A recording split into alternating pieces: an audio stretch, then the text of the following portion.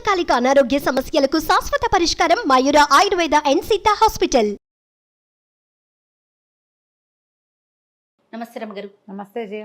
మంచి చందమామ కథ ఒకటి చెప్తారండి. న్యాయ నిర్ణయం దాని మీద చెప్తాం. పూర్వం కాశ్మీర్ నగరానికి సుకేతుడు, కాశ్మీర్ రాజ్యానికి సుకేతుడు అని ఒక రాజుగారు ఉండేవారు. శ్రీనగరు కాశ్మీర్ రాజ్యానికి రాజధాని కదా. ఆయన చాలా బాగా పరిపాలించేవాడు. అయితే అలాగే ఈ శ్రీనగరానికి దగ్గర అంటే ఒక మాదిరి దూరంలో శ్రీనగరం అంత పేరు ప్రఖ్యాతులు ఉన్న ఇంకో నగరం ఉండేది. ఆ నగరంలో ఒక న్యాయాధికారి ఒక ఆయన ఉండేవాడట. చాలా అద్భుతంగా తీర్పులు చెప్పేవాడు. అప్పుడప్పుడు ఆయన చెప్పిన తీర్పుల గురించి శ్రీనగరంలో కూడా చర్చలు వచ్చాయి. శ్రీనగర్లో కూడా చర్చించుకునేవాడు. ఎంతో బాగా తీర్పు చెప్పాడు, ఆయన చాలా బాగా చేస్తాడని వింటూ ఉండేవాడు సుకేత మహారాజు. ఒకనాడు ఆయన ఏమనుకున్నాడంటే, ఏమిటో చూద్దాం. ఇప్పుడు ఆ ఊరు నుంచి శ్రీనగర్కి కథ చేరేటప్పుడు ఒక కథ ఏదైనా రకరకాల రంగులు పులుముకుంటుంది అంతేగా. అక్కడ ఉన్న విషయం ఒకటైతే ఇక్కడ ఇంకో కొత్త విషయం వస్తుంది కదా. రాజుగారి గాడి చెవులు అని చెప్తే ముత్తాత గారి గాడి చెవులు అని వస్తుంది చివరికి. అలాగే అవుతుంది. మనమే స్వయంగా వెళ్ళి చూద్దామని ఆయన భావించి ఒకసారి ఏం చేశాడట, సామాన్య దుస్తులు ధరించి తన పంచకళ్యాణి కాకుండా ఒక మామూలు గుర్రం, కొంచెం బలమైన గుర్రాన్ని వేసుకుని, అదే ఆ గుర్రం ఎక్కడుంది, ఆయన శాలలో ఉండేది రెగ్యులర్గా, ఆయన రెగ్యులర్గా తిరగడానికి వాడుకునేది పంచకళ్యాణి కాకుండా ఆ సామాన్య గుర్రాన్ని ఎక్కి ఇంకో నగరానికి వెళ్ళడం మొదలుపెట్టాడు. ఆ నగరానికి చేరటానికి ఇంకొక 10 ఆమడలు దూరం ఉండగా ఒక ధర్మశాల ఏదో వచ్చింది. ఈయన అక్కడ దిగి ఏదో మంచినీళ్ళు తాగాడు, ఏదో ₹1 అక్కడ ఇచ్చాడు, పళ్ళు గిళ్ళు ఇవ్వ కనపడితే కొనుక్కుని తిన్నాడు. ఈయన మళ్ళీ గుర్రం ఎక్కుతుంటే ఒక బిచ్చగాడు ఒక అతను కనపడ్డాడు, ధర్మప్రభు అని దగ్గరకు వచ్చాట.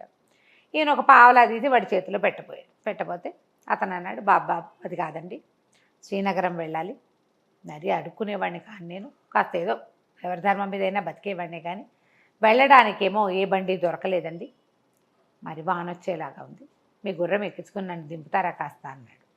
గుర్రం చక్కగా బలమైంది, ఇద్దరిని ఈజీగా మోసేస్తుంది. ఈయనేమనుకున్నాడు, సామాన్యమైన బట్టలోనో అందుకని అడిగాడు, ఎక్కించుకుందాంలే అని అతన్ని కూడా తనతో పాటు ఎక్కించుకున్నాడు. ఇద్దరు కలిసి శ్రీనగరం లోపలికి చేరాక లోపలికి కూడళ్ళ దాకా వచ్చి, దిగవయ్యా బాబు అన్నాడు. ముందు నువ్వు దిగు అన్నాడు బిచ్చగాడు. అనేసరికి ఈయనేమనుకున్నాడు, ఓహో వీడు దిగలేడు, నేను దిగి తన్ని దింపాలి అని చెప్పి తను దిగాడు. దిగాక ఇప్పుడు దిగన్నాడు. ఏమిటి దిగేది, నువ్వు దిగావుగా ఇంక నువ్వు వెళ్ళిపో అన్నాడు బిచ్చగాడు. రాజుగారు ఆశ్చర్యపోయాడు. అదేమిటి నా గుర్రం మీద కూర్చుని అలా అంటావు అనగానే బిచ్చగాడినే, నీ గుర్రం ఏమిటి, ఇంకా నయం, ఈ గుర్రం నాది, నువ్వు నిన్నెక్కించుకున్నా కూడళ్లలో నువ్వు దింపా, ఈ ఊరు మాది, ఈ గుర్రం నాదని మొదలుపెట్టాడు.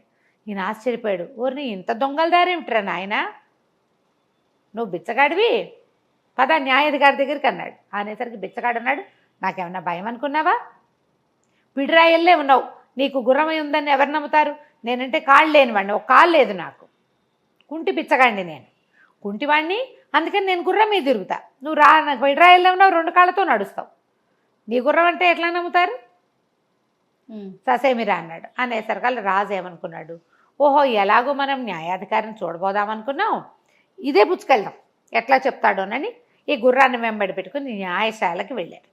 ఓకే. ఈయన కూడా ఎక్కాడు. ఇద్దరు కలిసి అక్కడ దాకా పోయాక సరే ఈయన లోపలికి వెళ్ళాడు. న్యాయం కోసం వచ్చామని చెప్పారు. బిచ్చగాడు ఇంకా గుర్రం మీదే కూర్చున్నాడు. ఈయన మాత్రం గుర్రం దిగాడు. లోపలికి తీసుకెళ్ళారు. న్యాయాధికారి ఎవరినైనా ఏమిటంటే, అయ్యా మాది శ్రీనగరం అండి, నేను ఇక్కడ పని మీద వచ్చాను, ఒక వ్యక్తిని కలుద్దామని, వచ్చే దారిలో ధర్మశాల దగ్గర ఆగాను, అక్కడ ఇతను ఈ కాలు లేని మా కాలుకి చేతి కింద చెక్క కాలు పెట్టుకున్న ఒక అతను నన్ను సహాయం అడిగాడు, సహాయం అడిగితే ఎక్కించుకున్నాను బాబు, కూడల దగ్గర దింపుతుంటే ఈ గుర్రం నాదని మొదలుపెట్టాడు, తీసుకొచ్చాను అన్నాడు. ఏమయ్యా నీ సంగతి ఏమిటని ఆయన అడిగాడు న్యాయాధిపతి. ఈ బుచ్చగాడు అన్నాడు, కుంటి బిచ్చగాడు, కాదండి బాబు, నాకు అసలు కాళ్ళు లేదు, ఒక కాలేమో పూర్తిగా లేదు, మోకాలు దాకా లేదు, 2వ కాలు పాదం దాకా లేదు, నేను కర్రలతోటే నడుస్తానండి, మరి తిరగలేక నేను గుర్రం కొనుక్కున్నాను, నా శక్తి అంతా ధారపోసి, ఈ గుర్రం నాదండి, ఆ రోడ్డు మీద ధర్మశాల దగ్గర ఉండి ఊళ్ళోకి వెళ్ళాలంటుంటే బళ్ళు ఎందుకని పోనీలేమని నేను ఎక్కించుకుంటే ఇట్లా అంటున్నాడండి అన్నాడు. ఆయన ఇద్దరికేసి పరకాయించి చూసి ఓ పని చేయండి, గుర్రాన్ని ఈరోజు మా దగ్గర అట్టి పెట్టండి, రేపొద్దున చెప్తా వెళ్ళిపోండి మీ ఇద్దరు అన్నాడు. అదే సమయానికి ఇంకో ఇద్దరు వచ్చారు. ఒక ఆవిడ మూగావిడని తీసుకుని ఇద్దరు, ఒక కరణం గారు, ఒక రైతు. ఆ మూగావిడ తమ భార్య అంటే తమ భార్య అని కొట్టుకుంటున్నారు వాళ్ళిద్దరు. ఆమెమో చెప్పలేదు. ఆమె ఏం చెప్పలేదు కదా భర్త ఎవరు అంటే. ఆవిడకి బాగా మాటలు కూడా అర్థం కావు. సరే ఈయన ఏమన్నాడు, ఆ భార్యని ఇక్కడ అట్టుపెట్టి మీ ఇద్దరు బొండి రేపు పొద్దున్న రండి అన్నాడు. అక్కడి నుంచి ఇంకో ఇద్దరు వచ్చారు. ఒకడేమో నూనెగా అనుకోవాడు, వాడు ఒళ్ళంతా అక్కడక్కడ నూనె మరకలు, చేతుల నిండా నూనె జిడ్డు, నూనె మరకలు, వాడు నూనె వాసన వస్తూ. ఇంకొకడు కటికవాడు, అంటే అతను మాంసం కొట్టువాడు అనమాట. అతని చేతిలో ఇంత డబ్బులుంటే ఏమని చెప్తున్నారు, బాబు నేను నూనె కొనుక్కోవటానికి వచ్చానండి, జేబులో చిల్లర ఎంచుతుంటే ఆ డబ్బులన్నీ నావేనంటున్నాడండి నూనె కొట్టువాడు అని కటికవాడు చెప్పాడు. నూనెవాడు అంటాడు, కాదండి ఈ కటికాయన నా దగ్గరికి వచ్చాడు, ఒక మొహరుకి అంటే బంగారు నాణ్యానికి చిల్లర ఇస్తానంటే నూనె తీసుకుంటానన్నాడు, నేను చిల్లర లెక్కిస్తున్నాను, చిల్లర లెక్కిస్తే మొత్తం చిల్లర నా దగ్గర నుంచి లాగేసుకున్నాడు, తందేనన్నాడు, మొహరు ఇవ్వలేదు, చిల్లర తందేనంటున్నాడండి అన్నాడు. అనేసరికల్లా ఇహ సరే ఈయనేమన్నాడు, చిల్లరంతా అక్కడ పెట్టండి, మీ ఇద్దరు వెళ్ళి రేపు పొద్దున్న రండి అన్నాడు. మర్నాడు రాజుగారు వెళ్ళిపోయాడు, కటికవాడు నూనెవాడు వెళ్ళిపోయారు, మన కరణం గారు రైతు కూడా వెళ్ళిపోయారు. మర్నాడు పొద్దున వచ్చేసరికల్లా సరే నేను ఏం చేశాడు, కరణం గారిని మొదట పిలిచాడు, మీ ఆవిడ మీరు తీసుకుపోండి అని చెప్పి ఆ రైతుకి 50 కొరడా దెబ్బలు కొట్టండి రా వీణ్ణి అని రైతుకి 50 కొరడా దెబ్బలు విధించాడు. ఓకే. రాజుగారు చూస్తున్నాడు, కరణం గారి భార్య ఆవిడ మూగావిడ ఉంది కదా, భర్తను చూడగానే కొంగు కప్పుకొని ఆయన వెనకాల పడి వెళ్ళిపోయి. అక్కడి నుంచి ఈ నూనె కాసులు నూనెవాడు కటికవాడు, మొత్తం కాసులు చిల్లర నాణ్యాలన్నీ కటికవాడివి, నూనెవాడికి 50 కొరడా దెబ్బలు విధించారు. నువ్వు మోసం చేయడానికి చూసావు, వ్యాపారాల్లో మోసాలు చేయడానికి కుదరదు, ఇంకొకసారి కనుక మళ్ళీ నువ్వు ఇలాంటి అభియోగంతో వచ్చావంటే నీ వ్యాపారపు లైసెన్స్ క్యాన్సిల్ చేస్తామని వాడిని బెదిరించారు. అక్కడి నుంచి రాజుగారిని వెంట తీసుకుని వెళ్ళి, బాబు మీ గుర్రాన్ని గుర్తుపట్టండి, వీళ్ళిద్దరిని తీసుకెళ్ళాడు. రాజుగారిని బిచ్చగాడిని తీసుకెళ్ళి గుర్రం దగ్గరికి తీసుకెళ్ళి ఉంచోబెట్టారు. ఇక్కడ ఒక 20 గుర్రాలు ఉన్నాయి, ఈ శాలలో మీ గుర్రాన్ని గుర్తుపట్టండి అన్నాడు. రాజుగారు గుర్తుపట్టాడు, కుంటివాడు గుర్తుపట్టాడు. అరే ఆ గుర్రాన్ని ఇటు తిండ్రా అన్నాడు. అనేసరిగా గుర్రం వచ్చింది, గుర్రాన్ని పిలిపించిన తర్వాత ఆయన కళ్ళని చేతిలో పెట్టి రాజుగారికి అప్పచెప్పేశాడు. మీ గుర్రాన్ని మీరు తీసుకెళ్ళండి అని చెప్పి, ఒరే వీడిని చెరసాల్లో పడేయండి రా అన్నాడు. వాడు లబో దిబోమని కుంటి పిచ్చగాడు ఏడ్చుకుంటూ పోయాడు. ఈయన అడిగాడు, బాబు ఎలా కనిపెట్టారు మీరు? ఇవన్నీ కూడా 3 కేసులు చూశాను నేను. ఇప్పుడు నా గుర్రం నాదే, న్యాయంగా జరిగింది, నాకు ఇచ్చిన తీర్పు న్యాయమైన తీర్పు, నా గుర్రం నాదే, కానీ ఎలా గుర్తుపట్టారు మీరు అని. నేను గుర్తుపట్టాను నా గుర్రాన్ని, కుంటివాడు కూడా గుర్తుపట్టాడు కదా. కుంటివాడు వాడు 1 గంట ప్రయాణం చేశాడు, 2 గంటలు ఆ గుర్రపు తాలూకు రూపరేఖలన్నీ చూస్తూ ఉన్నాడు. ధర్మశాలలో రాజుగారి లోపల భోజనానికి వెళ్ళాడా, ఏదో తాగడానికి వెళ్ళాడు. వీడు బయట కూర్చుని గుర్రం తాలూకు చెవులు ముక్కు మూతి అన్నీ పరీక్ష చేసి 100 గుర్రాల్లో కూడా దాన్ని గుర్తుపట్టేంత పరిజ్ఞానాన్ని సంపాదించేసుకున్నాడు. 1 గంట 2 గంటల ప్రయాణం చేశాడు, వాడు గుర్తుపడతాడు న్యాచురల్. అంటే ఆయన పక్కపక్క నవ్వాడు.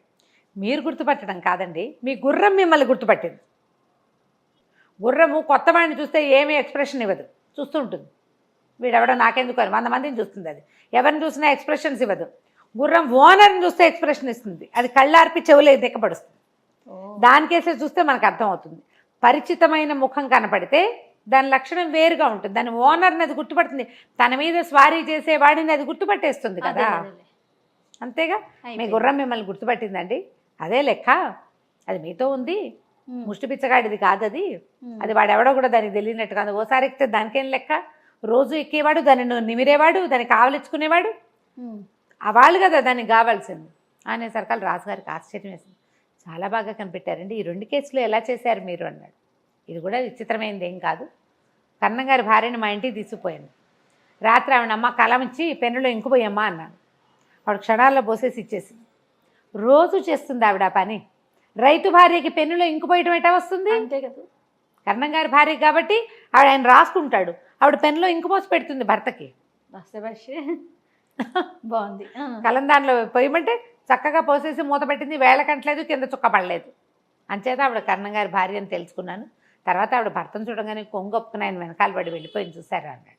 మరి ఇప్పుడు ఈ కాసులు ఎట్లా కనిపెట్టారండి? చిల్లర అంటే దాందే ఉంది. నూనె గానుగ వాడు వచ్చాడా, చేతులంతా జిడ్డోడుతూ నూనెగా ఉన్నాయి. వాడు చిల్లర లెక్క పెడుతుంటే వాడి చేతిలో నుంచి కటికవాడు లాక్కున్నాడని చెప్పాడు. మరి ఇప్పుడు నూనె చేతులతో కాయిన్స్ లెక్క పెడితే నూనె అంటదా వాటికి? ఇంటికి వెళ్ళంగానే కాసులన్నీ నీళ్ళలో పోసాను, నీటిలో పోస్తే వాటి మీద ఉన్న జిడ్డంతా తేలాలి, కానీ ఆ కాసుల మీద జిడ్డే లేదు. అవి చిన్న ఏదు వాసన వస్తున్నాయి. ఓకే. మరి అతను మాంసం కొట్లో ఉంటాడు, అదే, అదే. ఎంతో కొంత మాంసపు వాసన అంటదు వాటికి. కాబట్టి ఆ కాసులు పూర్తిగా కటికవాడివే. వాడే లెక్క తీస్తుంటే డబ్బులు తీసి లెక్క పెట్టుకుంటాడు నూనె కొనుక్కోవడానికి. ఈ నూనె వాడికి దురదొచ్చింది ఆ డబ్బులను చూసేసరికి. అవి లాక్కోవడానికి ఎత్తేసాడు. వాటి మీద ఏ జిడ్డు లేదు. ఆ చిల్లరంతా నాదని ఇతను అంటున్నాడు, కానీ అది జరగలేదనేసరికి రాజు చాలా ఆశ్చర్యపోయాడు. సుకేతుడు మంచి సరదా వచ్చింది ఆయనకి. థ్యాంక్స్ చెప్పి తన గుర్రాన్ని తీసుకుని శ్రీనగరానికి వెళ్ళిపోయి ఓ 10 రోజుల తర్వాత చక్కగా రాజలాంఛనాలతోటి ఈ నగరానికి ఈ న్యాయాధికారిని పిలిపించుకుని తన దగ్గరే శాశ్వతంగా అట్టపెట్టుకున్నాడు. ఎందుకంటే అతను పొరపాటు పడ్డు, తప్పులు చేయకుండా ఉండడానికి మ్యాక్సిమం ప్రయత్నం చేస్తాడు. న్యాయమైన ఐడియాలు తెలివితోటి చేస్తాడు. ఎంత తెలివిగా ఉన్నాయి చూడు, 3 విషయాలు కూడాను. ఇలాంటి తెలివిగల నిర్ణయాలు చేసేవాళ్ళు పాతకాలపు న్యాయాధికారులు. సాక్ష్యాల మీదే ఆధారపడకుండా తమ బుర్రని వాడేవాళ్ళు అనమాట. కథ కంచికి మనం ఇంటికి. సూపర్. నమస్తే రమ్య. నమస్తే.